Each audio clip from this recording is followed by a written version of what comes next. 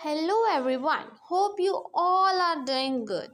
So as you all know कि हम PTET की तैयारी कर रहे हैं और साइड बाय साइड हम प्लस टू की भी तैयारी कर रहे थे।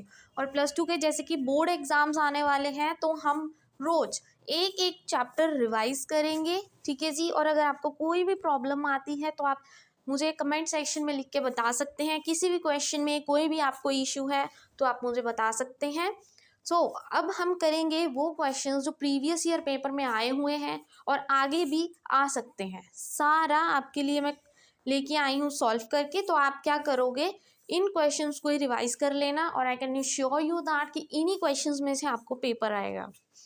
तो सबसे पहला क्वेश्चन जो है, तो ये पहला चैप्टर है सॉलिड स्टेट, जिसको हम रिवाइज कर रहे हैं, ठीक है जी। सारा चैप्टर है।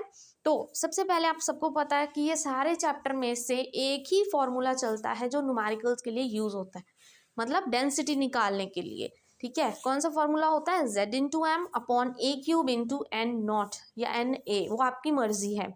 तो आपने निकालना क्या है, आपने डेंसिटी निकालनी है। z क्या होता है कि कितने नंबर ऑफ एटम्स हैं, यही फाइंड करते हैं हम z से।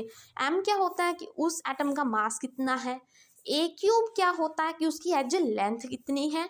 और एन नॉट क्या होता है, एवोगैड्रो नंबर, और एवोगैड्रो नंबर तो हमेशा कांस्टेंट होता है 6.022 इंटू 10⁻23।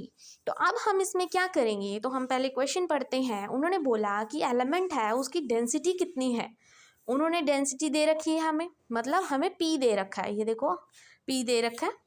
और वो कौन सा लैटिस फॉर्म कर रहा है, एफसीसी। और एफसीसी लैटिस में कितने नंबर ऑफ एटम्स होते हैं, हमने पढ़े थे जब हमने सॉल्व भी किया था, 4 एटम्स होते हैं। तो z कितना आ गया, 4 आ गया।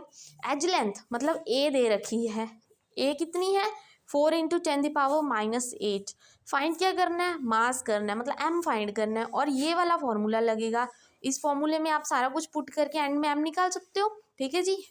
तो ये निकल गया आपका एटॉमिक मास।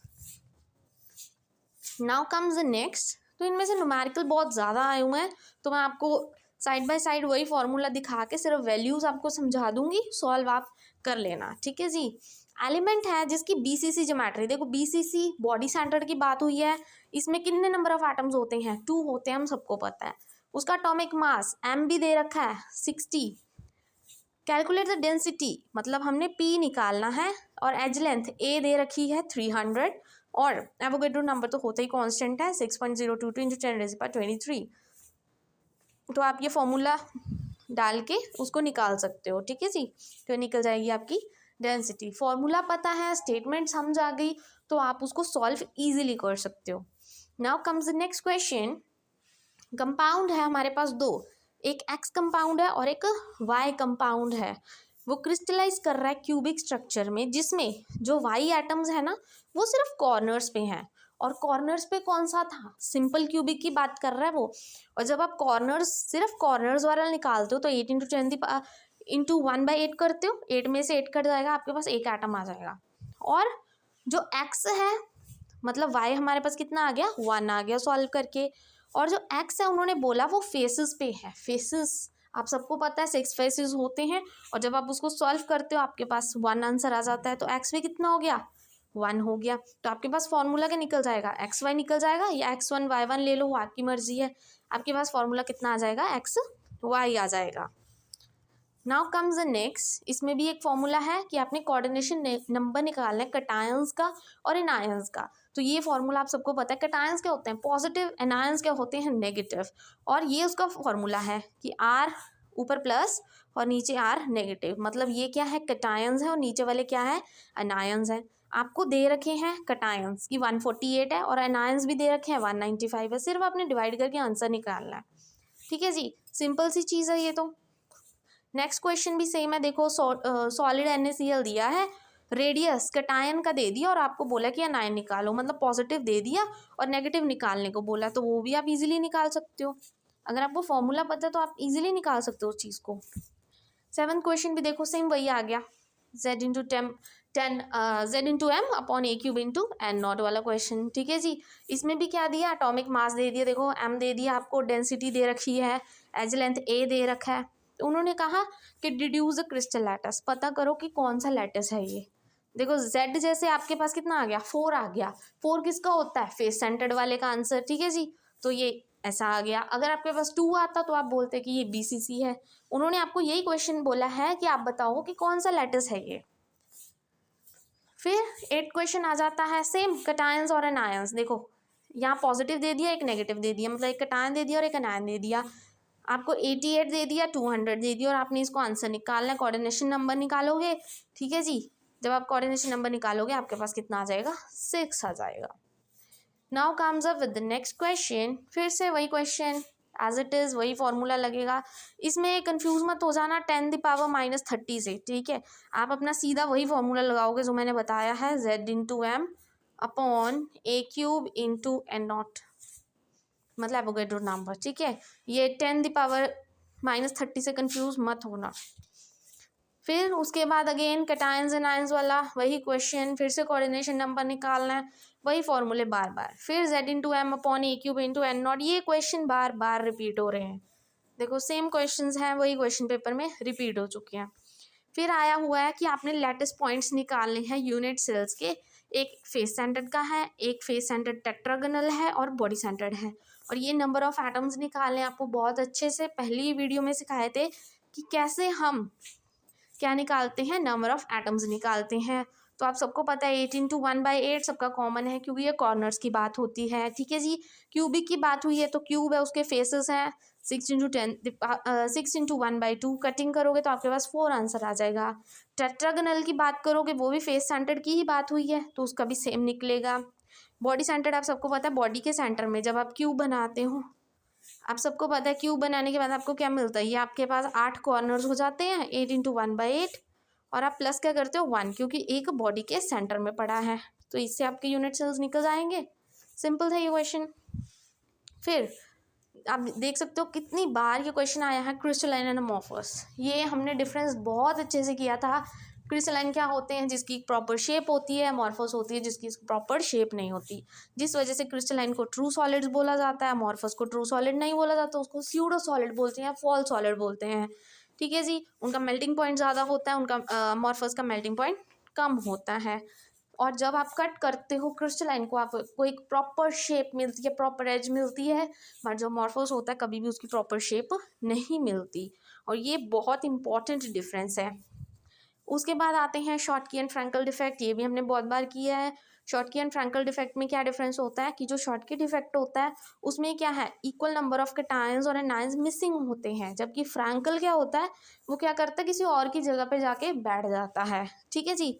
यही थे डिफरेंसेस, जिस वजह से क्या होता है, शॉटकी में डेंसिटी डिक्रीज हो जाती है क्योंकि इक्वल नंबर ऑफ कैटायंस और एनायंस चले जाते हैं बाहर।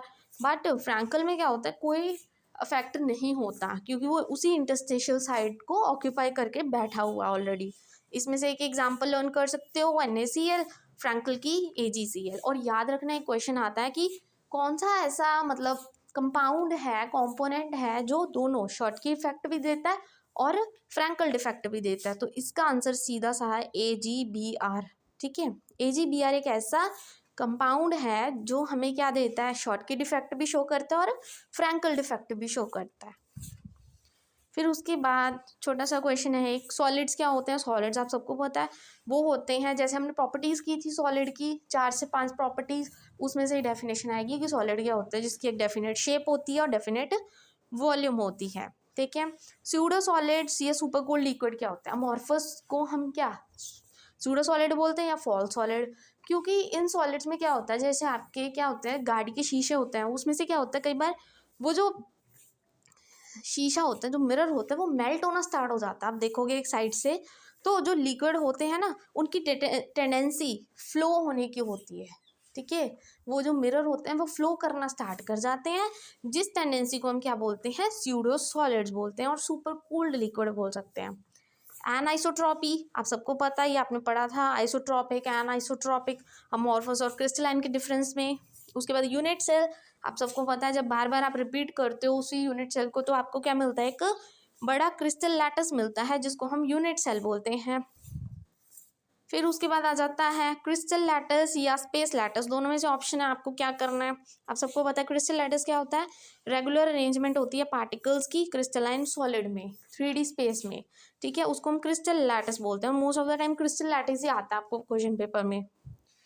फिर आ जाते हैं कोऑर्डिनेशन नंबर, ये भी आपने किया था कि जो नियरेस्ट पार्टिकल होता है उसको कोऑर्डिनेशन नंबर बोलते हैं। जैसे कि ये हमारे पास 3 चीज़ें हैं और हमने पूछा कि इसका कोऑर्डिनेशन कितना है, तो हम देखेंगे कितने पार्टिकल्स उसके साथ अटैच्ड है। 2 अटैच्ड है, एक ये अटैच्ड है और ये अटैच्ड है बीच वाले में से, तो इसका कोऑर्डिनेशन नंबर कितना आ गया 2। ऐसे कोऑर्डिनेशन नंबर निकाल देते हैं। डिफेक्ट क्या होता है, डिफेक्ट आप सबको पता है किसी ना किसी चीज़ में खराबी आना, ठीक है। जब भी बाहर से कोई इम्प्योरिटी आपके पास आ जाती है जिस वजह से क्या आपकी अरेंजमेंट खराब हो जाती है, उसको क्या बोलते हैं, हम डिफेक्ट बोलते हैं। फिर एफ सेंटर भी बहुत अच्छे से कि एफ सेंटर क्या होता है कि जो इलेक्ट्रॉन्स होते हैं ना नॉन वैकेंसी में, उसको एफ सेंटर बोलते हैं और वो उसका क्या काम क्या होता है कि वो हमें कलर देते हैं, ठीक है जी। बाइंडिंग फोर्सेस कौन सी होती हैं मॉलिक्यूलर सॉलिड्स में, कि जो मॉलिक्यूलर सॉलिड हमने पढ़ा था उसमें कौन कौन सी फोर्सेस लगती हैं, लंडन फोर्सेस होती हैं, डायपोल डायपोल इंटरेक्शन होती है और हाइड्रोजन बॉन्डिंग की बात की गई है। फिर आयोनिक सॉलिड और कोवलेंट सॉलिड में भी हमने पढ़ा था, आयोनिक में आयंस की बात की गई है जिस वजह से इलेक्ट्रोस्टैटिक फोर्स लगती है और कोवलेंट में कोवलेंट बॉन्डिंग ही लगेगी, ये तो सिंपल सी बात है। फिर उन्होंने पूछा है what type of solids are electrical conductors, metallic, malleable and ductile. तो इसमें से इलेक्ट्रिकल कंडक्टर्स कौन से हैं, मेटालिक सॉलिड्स होते हैं।